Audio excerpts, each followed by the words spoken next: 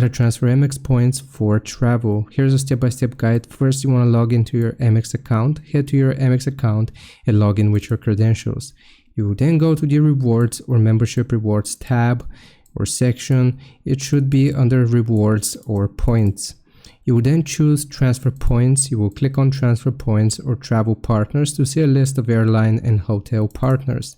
You want to link a loyalty program. Before transferring, you need to link your airline or hotel loyalty account. For example, Delta Sky Miles, British Airways Executive Club, or Marriott Bonvoy. You need your loyalty program number. Choose how many points to transfer. You want to decide how many points you want to transfer. Each program has its transfer ratio, for example 1:1, 2:1.1. You want to check carefully. Confirm the transfer. After reviewing, you want to hit confirm. Transfers may be instant or take a few days depending on the partner. Check email for confirmation. Usually you'll get a confirmation email. Keep an eye on your inbox. Hope this helps. Leave a like and sub. I'll see you next time.